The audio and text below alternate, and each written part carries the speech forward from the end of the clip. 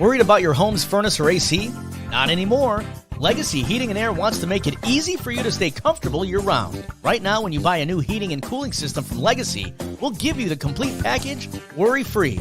Get a free smart thermostat, a free duct cleaning, flexible financing options, and free maintenance for up to 12 years. This won't last long. Call your Legacy Pro today or schedule online at legacyheatingandairinc.com. A Cook family business. Welcome to Football Never Sleeps on a day where my Legacy furnace isn't working very hard, very unseasonably warm, but the temperature's hot in the Notre Dame football coaching room right now after a 31-23 loss to Clemson over the weekend. My name is Eric Hansen. The guy in the square next to me is Tyler James, and this is Football Never Sleeps, the weekly Notre Dame football talk show, aspiring to be viral and hopefully not raising your temperatures tonight, but we're going to talk about a lot of the topics concerning Notre Dame football. We take your questions, so start filling in the question queue, and I'm going to have Tyler take you through the particulars about bells to ring and likes to do and all that stuff. Yeah, as always, make sure you are subscribed to the channel. Make sure you hit the like button, comments during the show, and questions. If you're unfamiliar with the YouTube live process, the comment section should be on the right-hand side if you're on a desktop of some sort, or below our talking heads. If you're on a mobile device, make sure you have clicked through to the YouTube, whether it's the app or the website. If you are embedded on an embedded version somewhere on social media or on InsideNDSports.com, because you won't be able to comment in those places. And once you comment through YouTube, then I can see them on our little dashboard that we have set up through the system we use. So we appreciate that. We already have some questions in from Jerry McClurg, an Irish fan. And Irish fan asked an important one off the top here, Eric. Are the Caddyshack rules in effect? Not that we're going to waive the no drinking and the no bare feet rule for you guys tonight. All right. And we hope you are consider taking advantage of our 30-day free trial if you haven't yet. We're offering a 30-day free trial to InsideNDSports.com for our YouTube audience. You can use promo code NDYT, and that'll sign you up to get free access to our premium analysis, our recruiting coverage, and special access to us on the Insider Lounge. There's a link in the video description below. They should be able to click to, and it'll take you right there, and you should be able to sign up. So if you haven't done that already, we encourage you to do so, and we appreciate everyone who's joined us here live on Monday night. All right, I think that covers all my spiel, Eric. Let's get into our topics about Notre Dame football. And before, one more thing before I go, we have a lot of big picture questions here tonight. So when you're submitting questions, you feel free to ask big picture questions. But if you have some specific Clemson game questions, we don't have a lot of those things on our schedule of things that we plan to talk about. We're more than happy to talk about the Clemson game. We're going to lean on our viewers to give us the Clemson side of things if they have specific things they'd like to know about Saturday's game. Okay, so Notre Dame rolls into its second bye week of the season with a 7-3 record. They are ranked 22nd in the latest AP and coaches polls. The college football playoff rankings, the second set of them, comes out Tuesday night at 7 o'clock on ESPN. Those are no longer relevant for Notre Dame. They determine the playoff field and the New Year's Six bowls. Notre Dame is no longer in play for the New Year's Six. The high end of the non-New Year's Six bowls that they could end up in would be the ReliaQuest Bowl, which is January 1st in Tampa, Florida. It's the old Outback Bowl, if you're maybe more familiar with that name. They would play an SEC team, and yes, LSU and Brian Kelly would be a possibility there. So the first big picture question, I'm going to start with you, Tyler, is what should Marcus Freeman's top priorities be this week during this bye week? Big picture, focusing on Wake and Stanford, the two remaining regular season opponents, or both? I think it's both, but with a greater focus on Wake Forest and Stanford because he needs to win those games. Those games can't be overlooked. We know that Notre Dame has the capability of losing games it probably shouldn't. under the Marcus Freeman regime. And so you can't take those games for granted. I think you can build during the bye week into those games with things that can help you both in those games and in the future. But I think the priority has to be to winning these regular season games. You can't, like, the big picture for Notre Dame doesn't become like brighter by losing 4 regular season games in consecutive seasons to start the Marcus Freeman era. Like that's not going to help anything. So I think you maybe build towards the future a little bit more in bowl prep. You can play guys in these games that can help you win now and then. I think in terms of what can you do to help look towards the future, maybe evaluate the portal market. I think Marcus Freeman indicated before that they were going to have a discussion about what to do with the quarterback position as it relates to the transfer portal during this second bye week. Maybe it wouldn't hurt to watch a lot of other offenses play football, see what else is happening across college football that can be implemented in Notre Dame's offense. So those would be, that's where I think the focus should be. What do you think, Eric?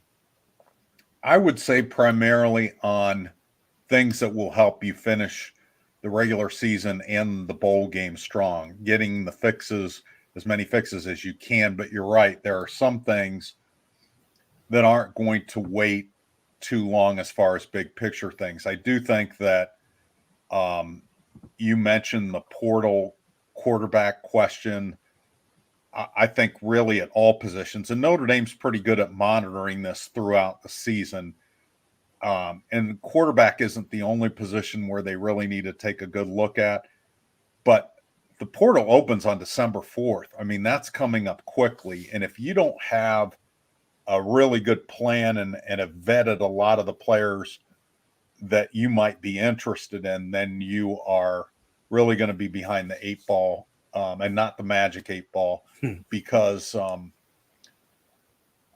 there's competition for these. You also want to turn these around as quickly as you can. You want to get guys in for visits and so forth. I do think that there are some things that, Marcus needs to be rattling around in his mind in terms of, is Jared Parker the offensive coordinator going forward? And you can certainly evaluate that after the regular season ends, but with signing day coming up and there being some new offensive coordinators out on the market or willing to make some moves, I think that's something that I would be pondering if I were in his shoes. So, offensive coordinators in the market, so you think you should look into Brian Ferentz? Is that what we're talking about? I'll tell you what, that's the one thing that anybody in the country, I think, can kind of point to and say, well, at least we're not Iowa. I was following, the scoreboard with other games because I vote in a poll. And I thought, could the Northwestern and Iowa be the first game in this season to go 0-0 in regulation and then maybe win in overtime, like the third overtime 2-0. That was kind of what I was rooting for. But Iowa had this burst of offense and won 10-7 in regulation. So with a last second field goal. But there are other teams with third world problems. And but I do think in all seriousness that the Jared Parker question needs to be something that Marcus starts to ponder at this point. Okay. Dude, I'm sorry. Did you want to follow up? No. Go ahead. I was just going to get to the next thing, so you're good. Okay. So the next question I would say is how much of since we're talking about Jared Parker, how much of the offensive issues are truly fixable and discernible against two teams that are not defensive juggernauts? Wake Forest is kind of a little bit below the middle of the pack defensively. Stanford is in the bottom 5, although they had a really good defensive game against Washington State in a road win they had Saturday night. Let's go to discernible first. I do think you can tell if your offense is getting better even against worse competition. Plays that aren't walk-ins or that you're winning simply by being physically better than the opponent, I think are obvious. And so those are the type of things that you need to be looking for to see if there is offensive improvement for Notre Dame. In terms of like being fixable, I think to me it's more there's going to be improvements rather than fixes. I don't know if that maybe that's splitting hairs there, but I mean in terms of fixing the offense for the long term, I mean you're going to have a new quarterback next season. So how are you going to be able to judge what Sam Hartman does for this offense and compare it to whatever the next quarterback is going to do? But as for this season, like you're not getting better receivers, right? I mean, maybe Jaden Thomas can finally be healthy enough at some point, but I don't know how you can bank on that. That hasn't been true for more than a month now. And you sort of have what you have. And can you get better out of those guys? Can you figure out ways to put those guys in better positions? Can you get Sam Hartman to make the decisions that need to be made? I think especially in this Clemson game, there are plenty of examples of him not making the right decisions. And then even sometimes when he did, not throwing the ball accurately. And the margin for error with Notre Dame's offense is so slim right now that when he does make some of those mistakes, he being Sam Hartman, that everything sort of goes awry because Notre Dame just isn't good enough to overcome some mistakes offensively right now. Okay. Do we want to take any questions from the peanut gallery yet, or just keep moving on these big picture ones right now? We can get to some of these. Jerry McClurg was the first one. Notre Dame needs an offensive coordinator with a few years experience. Will ND be willing to spend the money to get a good one? You guys are good therapy for Notre Dame fans wandering in the wilderness. I appreciate that.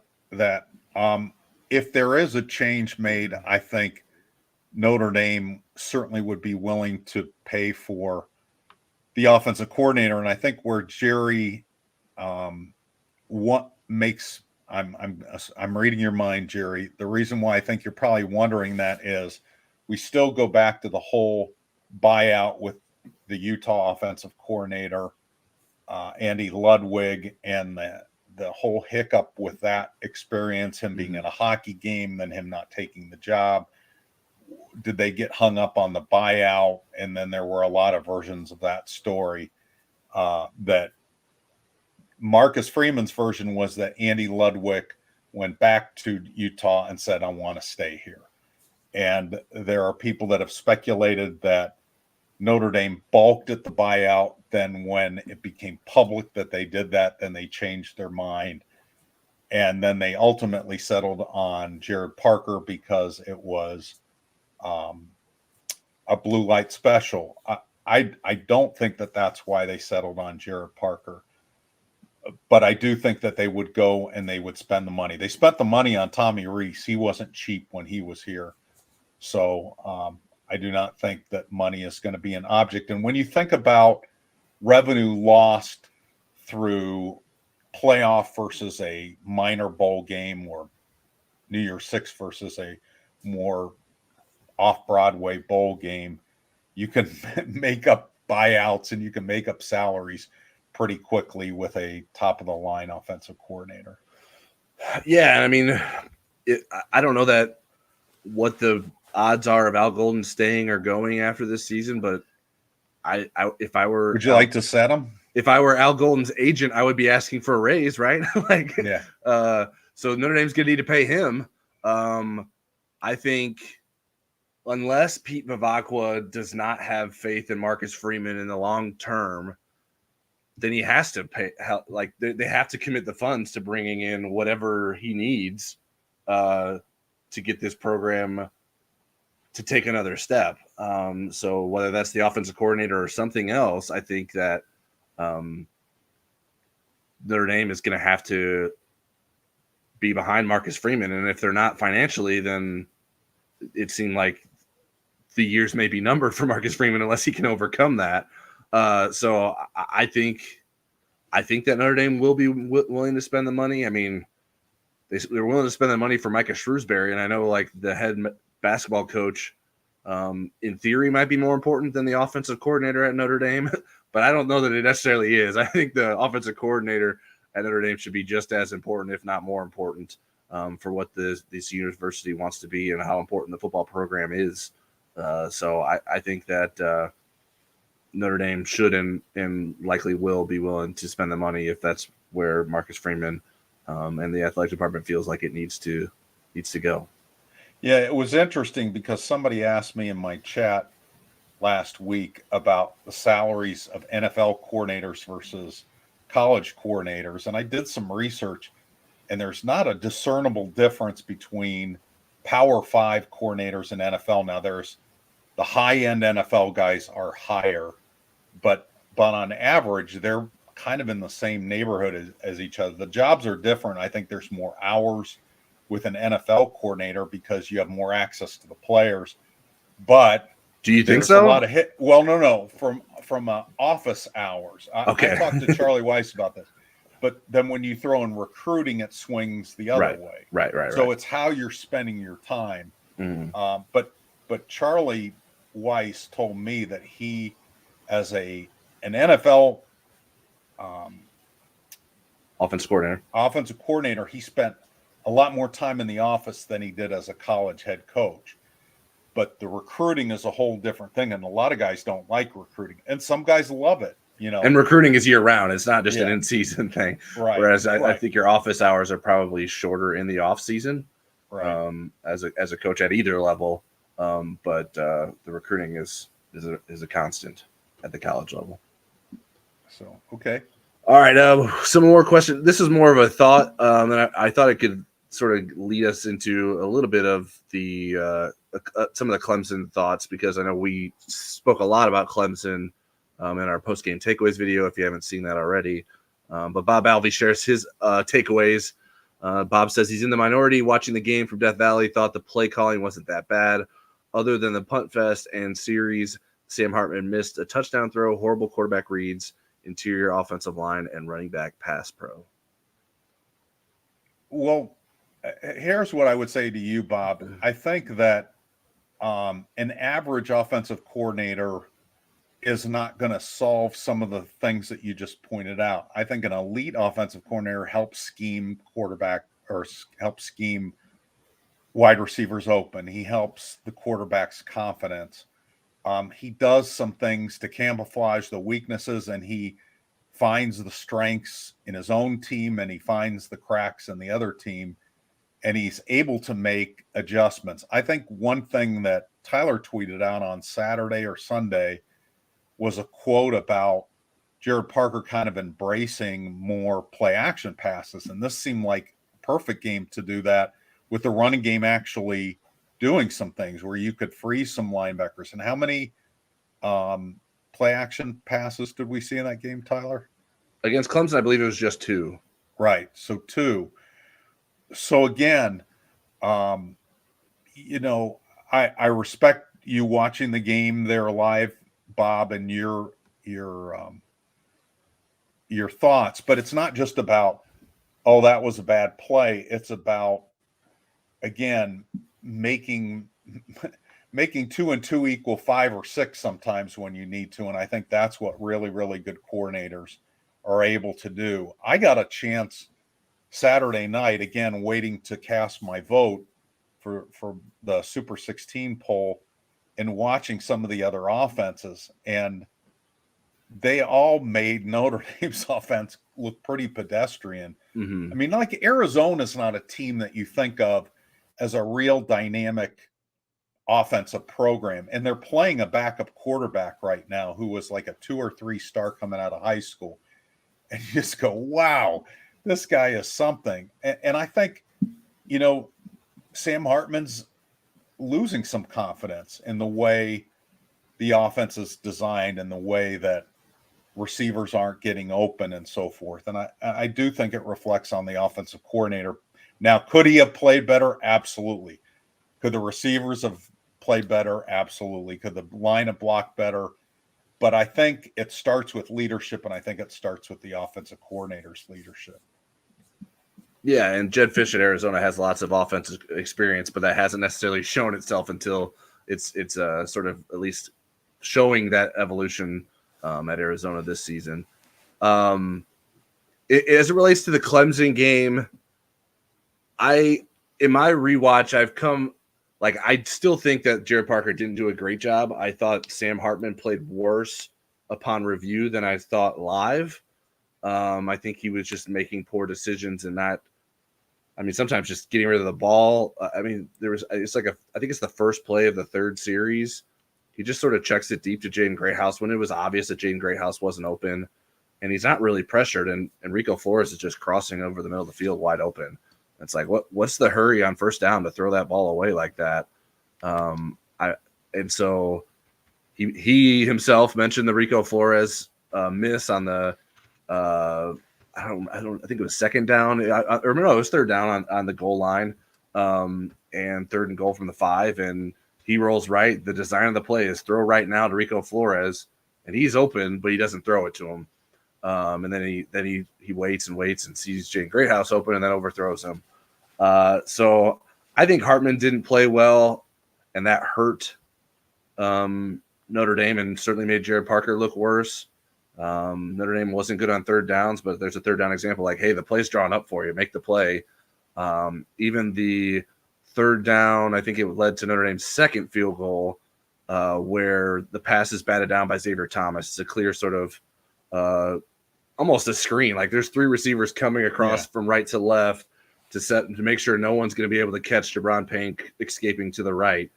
And for some reason, Blake Fisher is blocking Xavier Thomas at the start, and then he comes off Thomas because there's a blitzing linebacker inside. He's like, so he must have thought, well, that's a bigger threat. But honestly, Thomas is the bigger threat to deflect the pass because it's going one place and it's right where Thomas is. So if he's blocking Thomas in that instance, he's probably not going to get his hand up in the same way where he's able to get it up when Fisher had left him. So I don't know if that's Blake's fault, if that's Sam's fault. Sam needs to do something there, but the play is drawn up to work. It just didn't work. So the biggest criticism I have is like, how do you have so much success with Audric Estime in the first quarter running the football and that not lead to other better things for your offense? Even if it's not Audric Estime himself running the football, how does that not lead to better opportunities in the passing game? And there was no evolution of the offense at that point. Clearly Clemson adjusted in some way to stop Audric Estime, and Notre Dame didn't have an answer for it. So much to a point where they sort of abandoned Audric Estime in the second half. I think he had 3 carries in the second half. So I that doesn't make a lot of sense to me. The play action thing in the second half, I guess I could understand. Like, first of all, down 8 points, like that's not a big enough deficit to abandon play action, but I don't know you're abandoning it because it is not a staple of Notre Dame's offense. They didn't do it against Pitt either. They did one great play action pass from under center. It was a fake toss, and then Rico Flores was wide open for like 60 yards. I don't know why that can't be a once a series play for Notre Dame when you run the ball effectively. And even if you're not, the defense is clearly lining up to stop the run. If you make them think you're running it, you're probably going to open some things up in the passing game. And that is frustrating. And I don't really the only explanation I could buy in the second half would be the field position hurt them. Like, it's harder to run play action if you're playing from within your own 10-yard line. You're afraid that a long drawn-out play could end up in a sack and a safety. So maybe that is some of the concern there. But there's plenty of game before that that Notre Dame should have had opportunities to run some play action and didn't. And I'm not sure why that's not working. Is Sam Hartman just not good at it? How could they not get him better at it by this point? I think there's lots of questions there. So I do take Bob at his word for some of those. Like, I think there was more execution problems within the game than I thought, having watched it live. One thing that doesn't help Parker fairly or unfairly is the juxtaposition of this, that last year against Clemson, Sam Hartman threw for 6 touchdowns with a worse offensive line, with a worse running game to complement him, against a better overall Clemson team, but not a better Clemson defense. This defense is actually statistically better than last year's 11-3 team, but overall that was a better Clemson team. And those are things that, fans look at and say, well, wait, 6 touchdowns versus 0 touchdown passes. And that's a difficult thing to reconcile. Yeah. And Clemson was missing starters from this right. defense this game. You see the injury announcements, like, man, Clemson's missing some important guys there on defense, and it did not seem to matter at all. I appreciate this burn here from the A stack. Football never sleeps. The ND offense begs to differ. I thought that was pretty clever. Let's go to Ed Coquillard. Irish fans need to take a deep breath. I've read where Marcus Freeman is second most successful new ND coach in modern times. Look at Texas A&M, Florida, and Arkansas with inexperienced newbies. He'll figure it out. With experienced newbies. Experienced newbies. Sorry. Yeah. Right. So I think we'll get into this in a little bit more depth. I am encouraged that Marcus Freeman is going to figure it out. And yes, Texas A&M, wow, what a mess. Florida and Arkansas, I think I'm not sure what to think about them. But Texas A&M, man, they're in an expensive mess because there's a huge buyout to get Jimbo Fisher out of there. And I think Carter Carls mentioned this is the fifth 4-loss or more season out of 6 since he's been there. So let's you mentioned the Marcus Freeman thing, and I'll just bring up the question that we have down here because I think this sort of gets at it with Ed's question, and you want to discuss what is Marcus Freeman doing right that gives you or us confidence that year 3 will be better and that a building process will continue to take place for Notre Dame.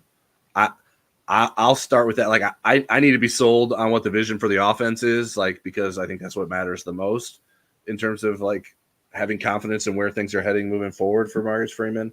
Whether or not that we're going to get that answer in the next 3 weeks or not, probably unlikely. But I just think Marcus Freeman is too competitive to be fine with how things are going with the offense.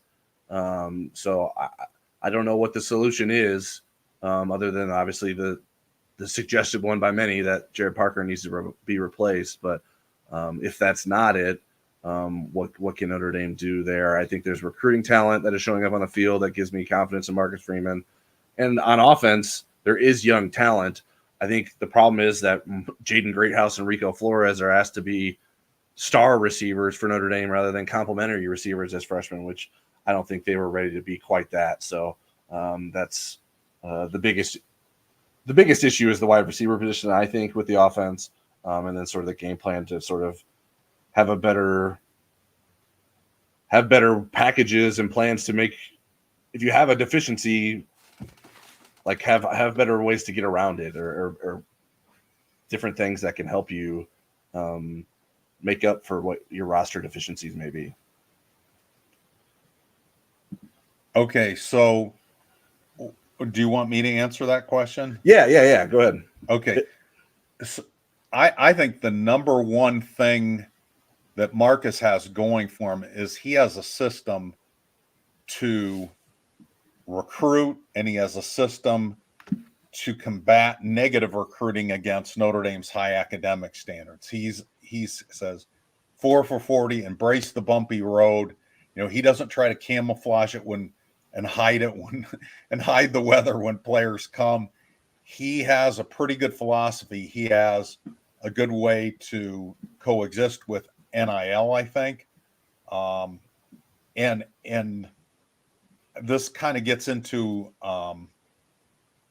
a question that we were going to save for later. I'm just going to combine it. Sure. When I look back at the Bob Davie era, the Tyrone Willingham era, and the Charlie Weiss era,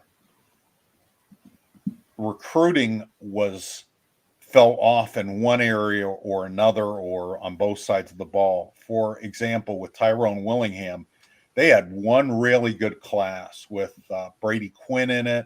The guys that Charlie Weiss basically won with in 2005 and 2006, that was the good Tyrone recruiting class. But the recruiting just dropped off so dramatically.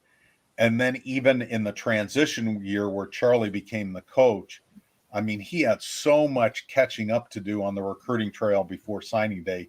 He couldn't do it. Plus, he didn't want to leave New England before they were done in the playoffs and a Super Bowl run. He didn't want to leave them. So that hamstrung Notre Dame. But I mean, recruiting fell off, and people weren't mad at Tyrone Willingham. They were indifferent. They didn't care anymore. They stopped caring when the fan base stops getting mad and stops caring.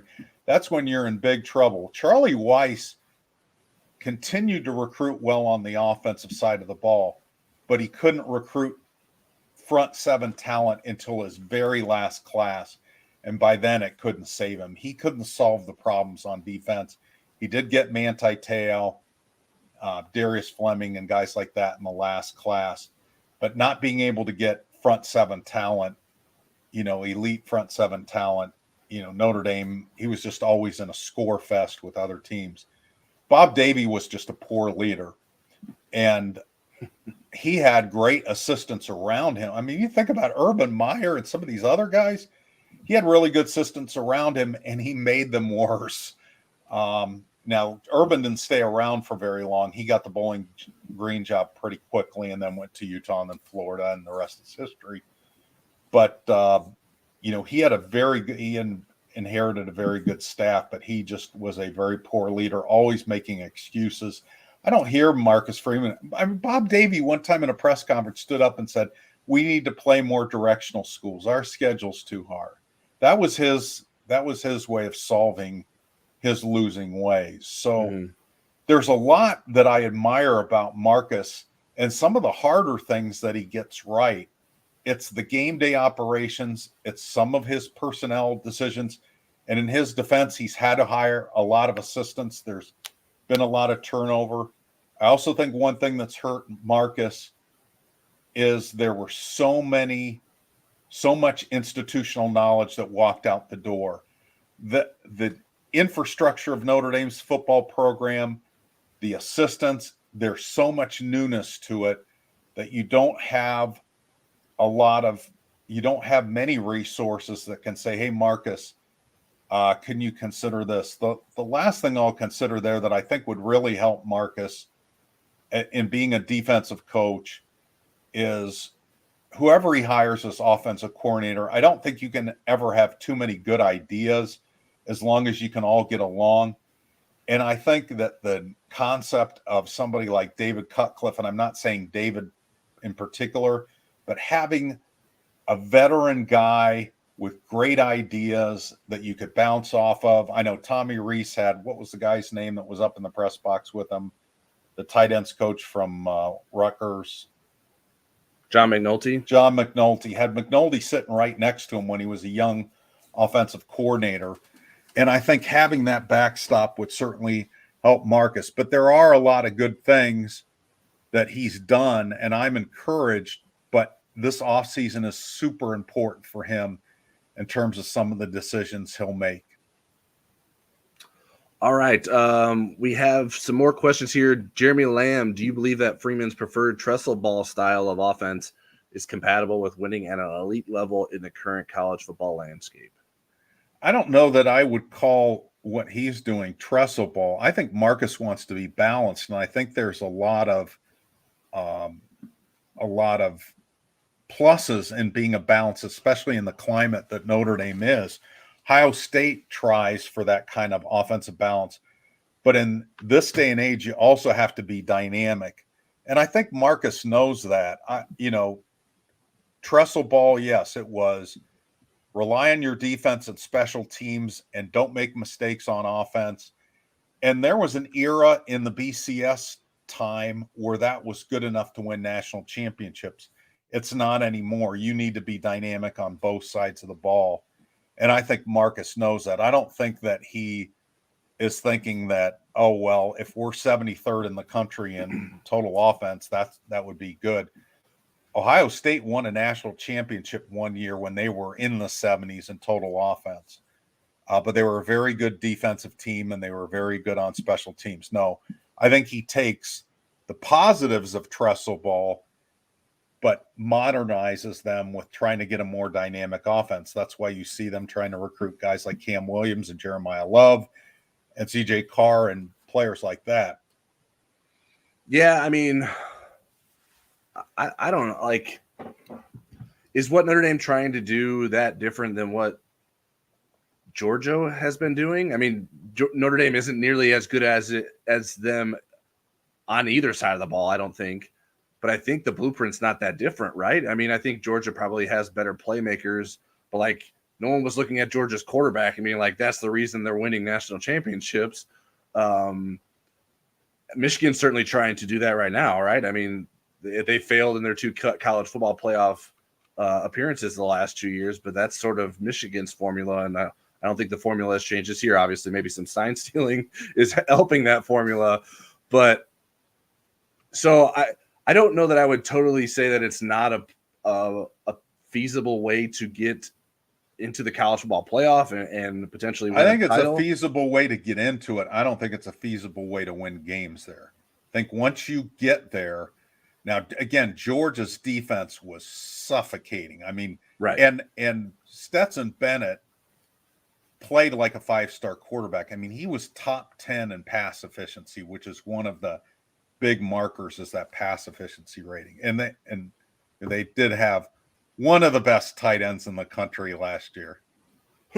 Yeah, which I guess I don't like. Yes, Stetson Bennett played that way, but I don't know that like Georgia built an offense that's like new age and like something that no one has seen before. I don't think they have, but I think Alabama's until this year. Right. I agree. But like, I think like, well, listen, I mean, people are doing this at a very high level and being very successful with different versions of this. But also, like, I always felt when folks started to say like Tressel ball and related Marcus Freeman to Jim Tressel, just because he uses him and is close to Jim Tressel, like I felt like it was sort of unfair to sort of like make Marcus Freeman into like Jim Tressel version 2.0.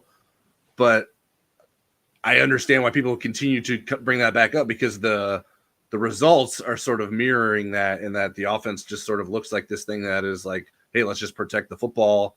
And the outcome isn't sort of, at least they're not saying he's Woody Hayes. It's not allowing Notre Dame and Marcus Freeman to overcome that narrative. And so I think that I don't and I guess, do we think this is what Marcus Freeman prefers, or do you think that this is what Marcus Freeman feels like he had to do based on what Notre Dame's personnel is on offense? Like, is this what Notre Dame had to do because of its wide receiver talent, and not being able to find a quick route to fixing that? I don't know what the answer to that is. Is it because Notre Dame's offensive line was the strength and they feel like they're going to have to run the ball because that's where their best players are at? I don't know that we'll ever know. I mean, that's the problem with hiring a first-time head coach. You don't know what he would do with different circumstances, because this is the only circumstance that's been presented to him. The thing about it is, Tyler, I mean, college football is still different than pro football. And when you look at the teams that are winning national championships, rush offense is still one of the check marks almost every one of them have. So they can do both. I mean, you look at the Alabama team that Notre Dame played in the playoff in 2020. Mac Jones was the number 1 quarterback, I think, in the country in pass efficiency, but they had an incredible running back. They had a Heisman Trophy winner at wide receiver. They had an incredible offensive line. They could pretty much do everything. They had a tight end. I think that's what Marcus wants to get to. He's got to take some intermediate steps. I think had Tommy Rees stayed, he would have moved a little bit more in that direction if he could recruit wide receivers to fill those spots.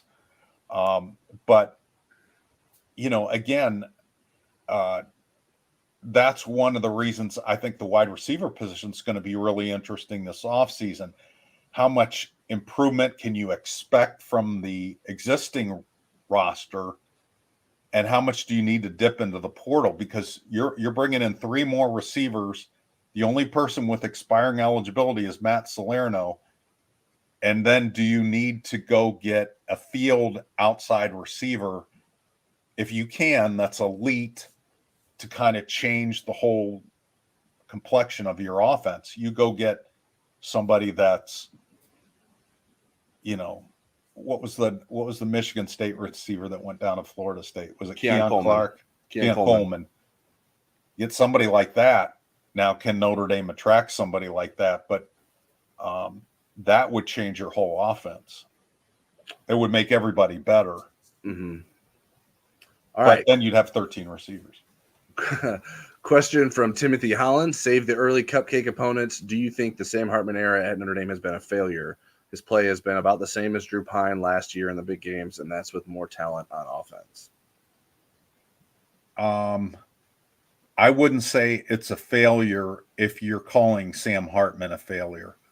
I think Notre Dame will, when we look back, will have benefited from Sam Hartman having been here, if nothing else, from helping Kenny Minchey and Steve Angeli being better. But had Drew Pine been playing in this schedule, I don't think Notre Dame would even have the 7 wins that it does have. I don't think they win the Duke game, for instance. And I'm sure there's others that maybe not the NC State game either. So no, I don't think that's a proper reflection. But I think how I would frame it is Notre Dame has squandered to a certain extent Sam Hartman's presence, a 6th-year quarterback with lots of experience that can play chess at the line of scrimmage, and they haven't taken full advantage of what he does do well. I lean towards it being a failure, and not like because of Sam Hartman. I think that is right. This season, which is the Sam Hartman era, he has 1 season to play at Notre Dame. Right. I think it's more of a failure than it is a success. You didn't bring Sam Hartman in to win 9 games. You brought him in to compete to play for the college football playoff, and you weren't in the college football playoff picture as soon as October started. So that at that point it became a failure in some way. Let me what you're making a great point, but let me ask you this question. Who do you think's the best offensive coordinator in college football right now, or a really good offensive coordinator in college football right now? Well, Lincoln Riley. Okay. Maybe that's cheating because he's a head coach, but yeah, somebody that's not head coach that's a really good offensive coordinator. Who? I mean, I would have said Garrett Riley, who's not doing well at Clemson. I don't have a Rolodex of offensive coordinators at the top of my. Okay, well, let's say that I can look them up if you want to give me a moment, but I'll give you a moment. But for example, let's even say Mike Denbrock, who LSU going to the Alabama game was the #1 scoring offense in the country. If Mike Denbrock was the offensive coordinator instead of Jared Parker this year, what is Notre Dame's record? Okay, you were doing 2 things at once. I was looking up the head offensive coordinators, and you were asking me a question at the same time. Okay, what was the question again? Sorry. I'll soft pedal it until you've looked up the offense, and I'll ask you the question. I have a list in front of me now, so ask me the question again. Sorry. Okay, so if whoever's on the top of your list that you just pulled up was the offensive coordinator instead of Jared Parker this year, what would Notre Dame's record be? Not throwing it all on Jared Parker, just making that one change. They beat Ohio State. Yeah, yes. Yeah, I think Notre Dame beats Ohio. Well, I mean, yes, I do think they beat Ohio State. Do they beat Clemson? I think so, yeah. I mean, I think Notre Dame's undefeated if it has the best offensive coordinator in college football. I would probably say Ryan Grubb at Washington is probably the best offensive coordinator in college football right now. Right. And I think that's a great name. And when we were kind of trying to put together names of people that might be interested and vice versa, that was a guy I remember researching and saying, wow, this guy's pretty impressive. So if he was the offensive coordinator at Notre Dame, so going forward, doesn't Notre Dame's program deserve somebody like that if you can bring him in? Yes, and I think it's worth mentioning the reporting around Ryan Grubb was that he wasn't even willing to take the Alabama offensive coordinator job. Correct. So we're not saying that this was the reality of what was going to happen this offseason. Right. It's just a, I don't know, fun hypothetical, but a hypothetical where I'm trying to make a point about. So how does this relate to?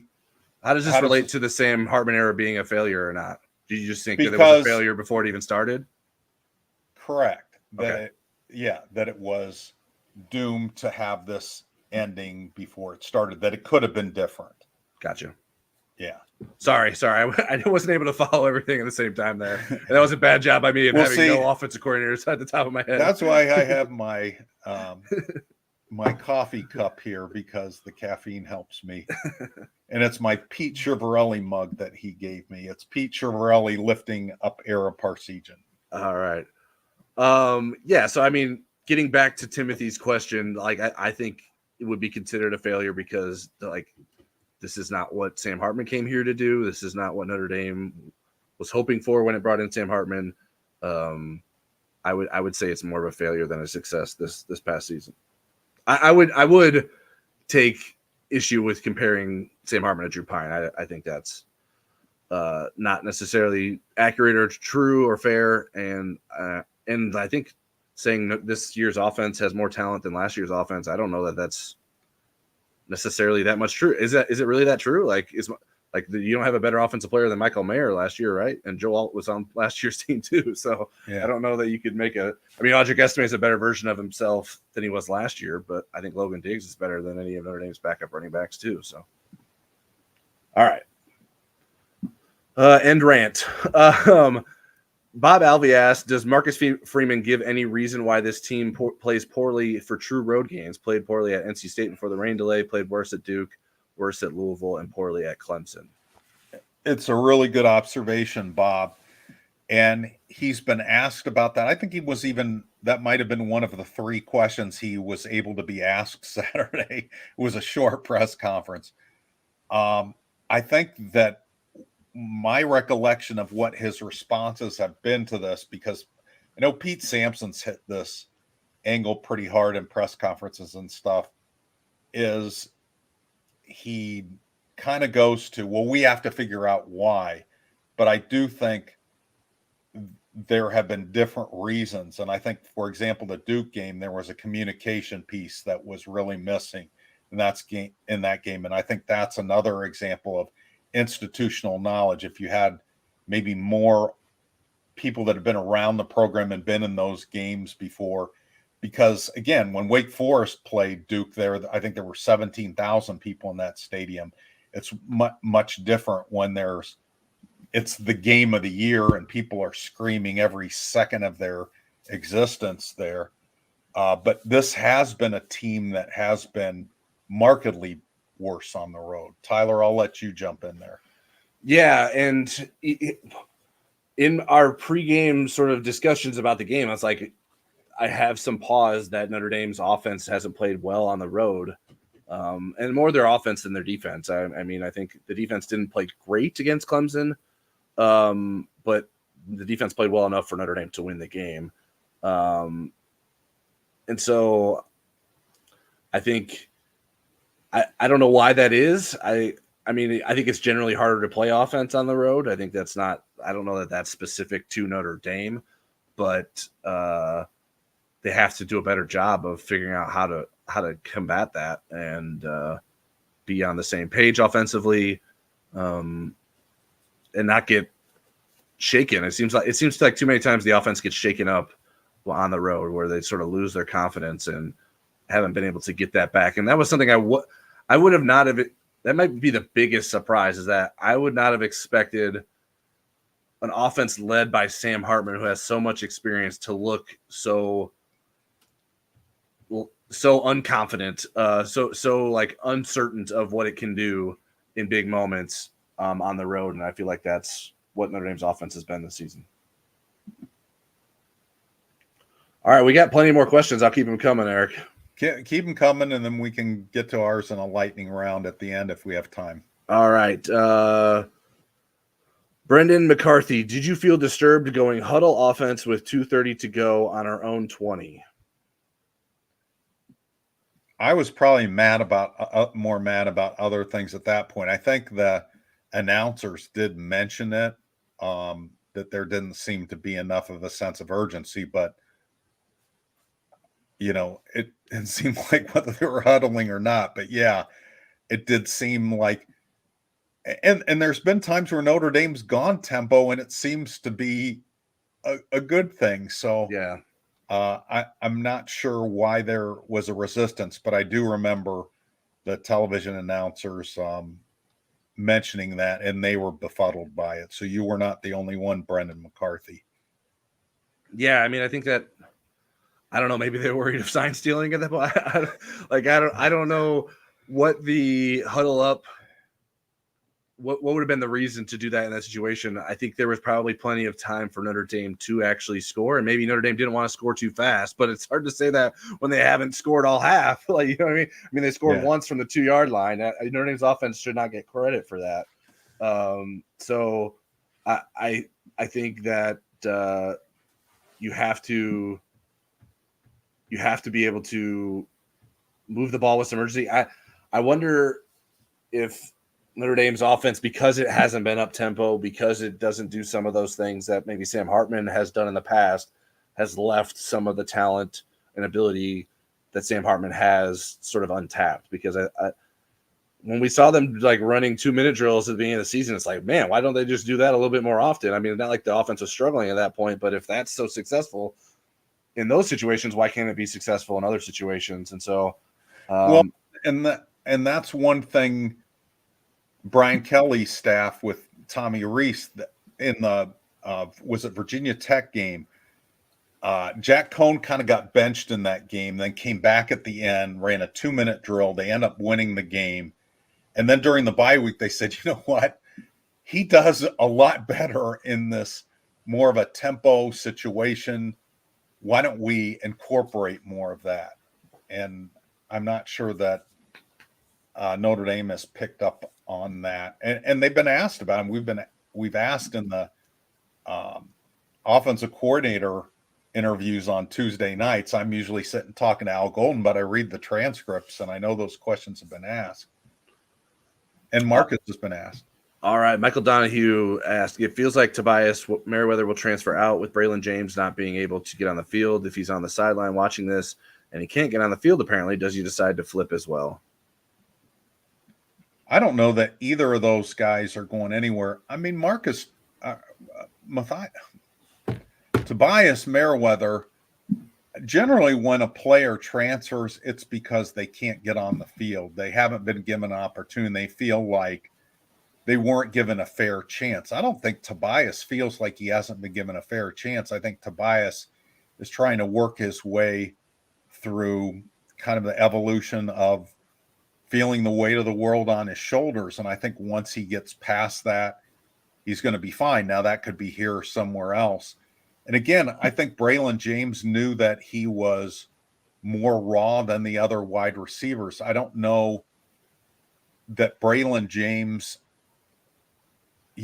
being inexperienced is really going to help Notre Dame out of this better than the other options that they have. I think, I would take a healthy Jaden Thomas over a Braylon James with a lot of reps any day. So, I mean, and you can't worry about it, especially in this, you're trying to get your offense better. You can't worry about Braylon James transferring. If he does, then you move on with the 3 freshmen that are coming in and you go to the portal. I mean, you can't just play somebody because they were highly rated and yet not ready to play. Yeah, I think, I mean, I'm never surprised by transfers in the portal era, so I can't say I would be surprised by either of them deciding to leave.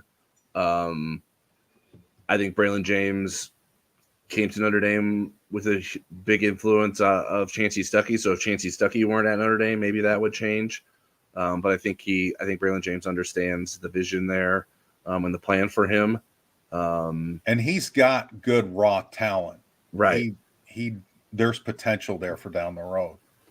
Yeah. As for Tobias, like I mean, if he wants to transfer, that's his decision. I think there needs to be some inward reflection with Tobias Merriweather and what he needs to do to get better, because he's been given a lot of opportunities on the playing field this season and hasn't come through with production. And so I can understand being dissatisfied with the outcome this year, but I think you have to make a hard decision on whether or not what and how much ownership you take in it playing out the way it did. Ron Robert asked, do you think a one-year portal quarterback is worth the possible loss of existing quarterbacks and CJ Carr with this offensive coordinator? I don't think you would lose CJ Carr. I think you would the risk is with Angeli or Minchie or both of them. And it depends which portal quarterback it is. If your aim as a program is to make 2024 a transition year to build toward 2025, then I think all options are on the table. But in the first year of the 12-team playoff, if your aim is to be a team that's in that, given the fact you open at Texas A&M, then you have a lot of softness, and then you have a pretty difficult November schedule on paper. I think you go after the best portal quarterback you can, and if you can get somebody like a Michael Pratt, then that's the direction you go, and then you build toward then being a developing program of quarterbacks in 2025 and beyond. Yeah, I think you have to go for the portal because I would look at like Ohio State as an example. I think some people might think Kyle McCord is holding Ohio State back, like Ohio State isn't necessarily reaching its potential because of him. And they opted to go with the quarterback within their system rather than bring a portal quarterback in. But Ohio State's still in the thick of it now, and it can still get to where it wants to go if he continues to develop and plays to that level. But what Kyle McCord has at Ohio State are extremely dynamic receivers, and Notre Dame the best receivers. Notre Dame doesn't have that. So like, I even like comparing Steve Angeli to Kyle McCord would be incredibly generous to Steve Angeli, in my opinion. So that's why, like, I don't think you can rely on Steve Angeli or CJ Carr next season or Kenny Minchie next season. I don't know that you can go into next season relying on that because Notre Dame doesn't have the pieces around that quarterback that can get you to where you want to go. I think if Notre Dame brings a portal quarterback in, the worst case scenario is Steve Angeli leaves. I would be surprised if Kenny Minchie left or CJ Carr changed his mind. Like CJ Carr has already been through 2 offensive coordinators in the time he's been committed to Notre Dame. He's not coming to Notre Dame because of Jared Parker. So like Ron Robert threw the offensive coordinator in at the end. I don't know that there's any correlation between those two. Like I think those are separate things that we're talking about here, but I don't know that will influence any changes at the quarterback position either. All right. Michael McFadden says Marcus Freeman blames turnovers, no first in the last 6 possessions. 6 times 7 equals 42 potential points was the issue.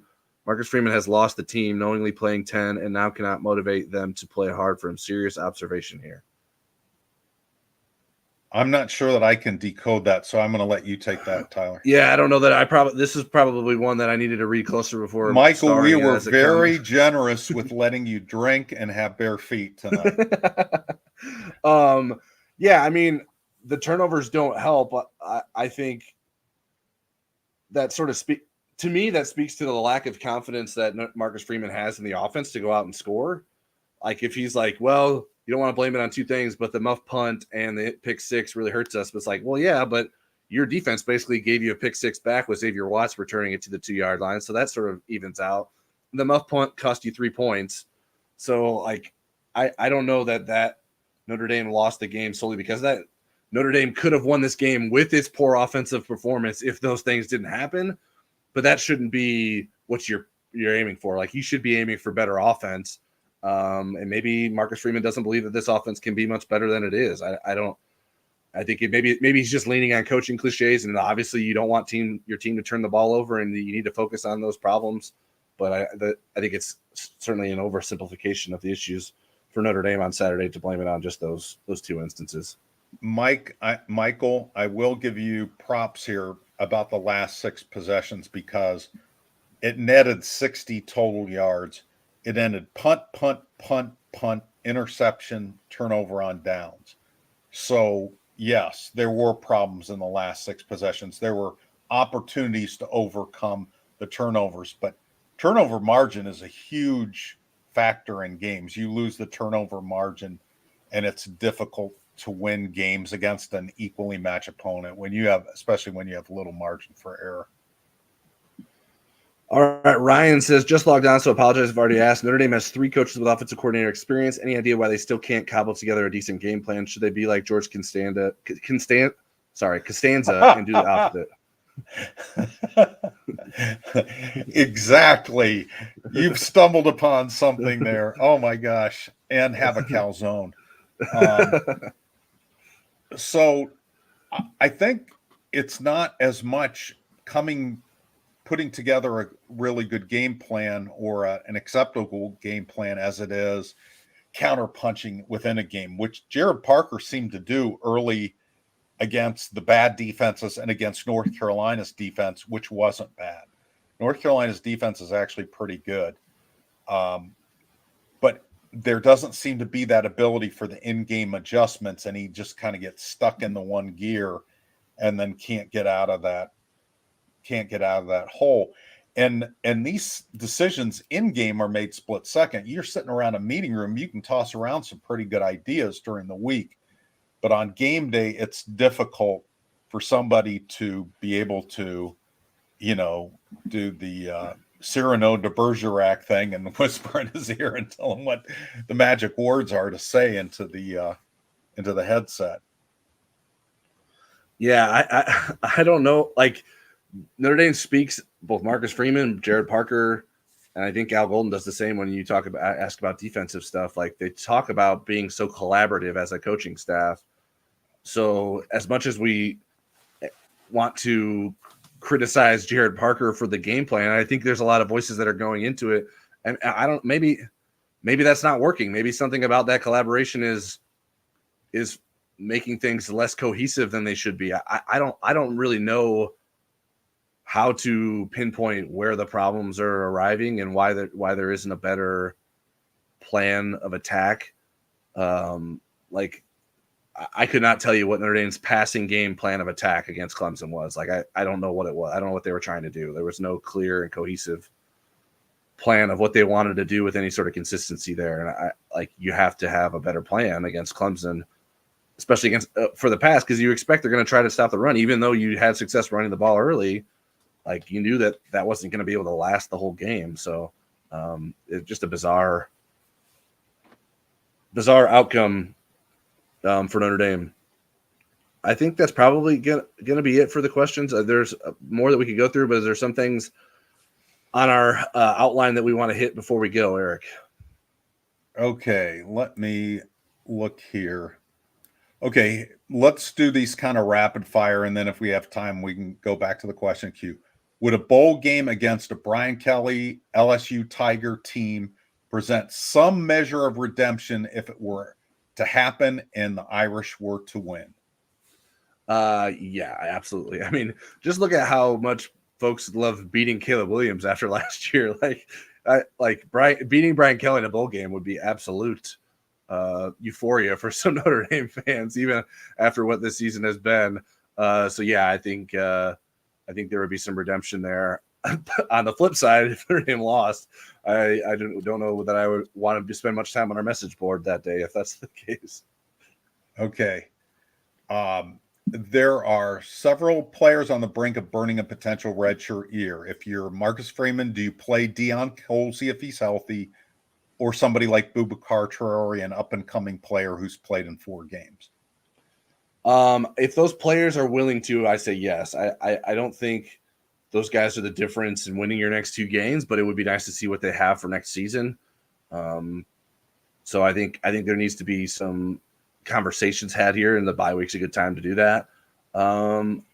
And so I would certainly entertain doing that. The Viper position has probably been the most disappointing position on the defense for me, I think. It's just been a nothing burger, I feel like, for the most part. I don't know that Notre Dame's getting enough out of that position. And maybe Boubacar Traore can help you there. What do you think?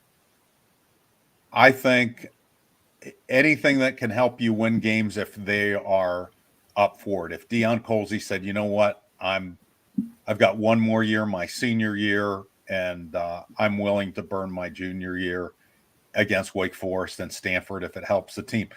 He's the guy that could help. And you're right, Boubacar Traore as a pass rusher could help the Viper position. And, we don't know what's going to happen with Jordan Botelho after this year, but you look at Josh Burnham and Boubacar Traore, and I think that's kind of the future of the position. Okay, how much should playing backups Steve Angeli and Kenny Minchie at quarterback be a priority, and in what situations?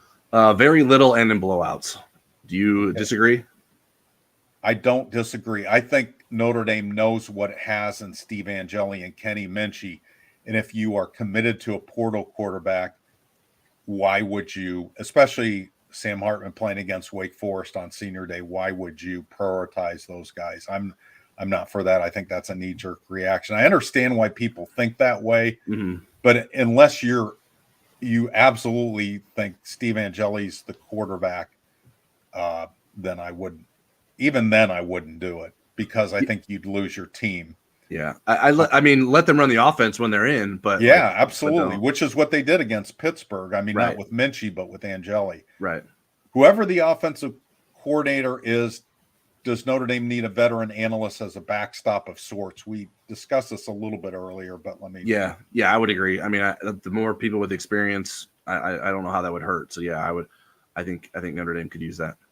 Amen from me. If Al Golden leaves, does Jared Parker struggle as an offensive coordinator, discourage the promotion of Mike Mickens, or would the Clark Lee example and continuity in scheme outweigh that? I think the thing that makes it more appealing and viable is that Marcus Freeman's a defensive coordinator. Like he can help Mike Mickens with that, and he can't do that on the offense. So that's why it was a bit of a red flag with Jared Parker's inexperience. So I wouldn't have a problem with that. There is some concern that he doesn't have the defensive coordinator experience, but I think that Marcus Freeman as his head coach would allow him to still have success in that. Last one in the lightning round. Is Sam Hartman getting too much blame for the downturn in the offense? Not from Saturday's game. I don't think so. I think as a whole, I don't think this is Sam Hartman's fault, but I don't think he played very well against Clemson. He wants the blame. He made a statement after the game to indicate as much, and he feels that way. So I think that's totally fine. I should keep from looking over at the questions in the comments. I saw somebody that would like Muffet McGraw to run the team, and I'm sure that she could probably do a pretty good job, but it did make me giggle. Do we want to take any more questions, or do we want to take a final? I don't think there's anything else that necessarily we need to circle back to. I think I've tried to get to all the ones that made sense. There was a lot of rapid fire there in the game. We can get this one. Eric Swope just threw in. Wonder if Hartman steps away after Wake Forest. I don't think so, especially after the way he got up after the Notre Dame Clemson game and said, put the blame on me, don't blame the offensive coordinator and stuff. I don't think he's the guy that's going to bail on his teammates. I could be wrong, but I haven't seen a hint of that from him. Yeah. I want to make sure I understand Eric. Is he suggesting that he wouldn't play in the Stanford game, or is Eric confusing thinking the Wake Forest game is the last game and not play in the bowl game? I want to make sure that we have that right, because I don't understand why he would play against Wake Forest just because it's his former team and not play in the final regular season game. I could see him sitting out the bowl game, but I can't see him sitting out the last regular season game at Stanford. In either case, I think Sam Hartman would play. I think if we got down to the, Tony the Tiger Bowl or whatever it is, then maybe none of them show up for that. But but I think Hartman stays with this team to the end. All right. Well, we hope you consider taking advantage of our 30-day free trial of InsideNDSports.com that is available to our YouTube audience. Use the promo code NDYT, and you can sign up to get free access to our premium analysis, recruiting coverage, and special access to us over on the Insider Lounge. There's a link below to sign up in the video description.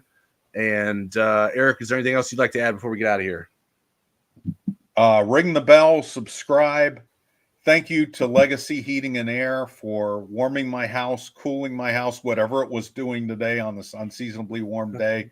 And thank you for sponsoring our show. And thanks for all you guys for being on your best behavior with the no drinking rule and the no bare feet rule rescinded. All right, we're planning to record our Inside Indy Sports podcast later in the week than usual. We'll probably do that on Thursday. So look for that later in the week. We'll have no more YouTube content until we're back here Monday for another Football That Never Sleeps.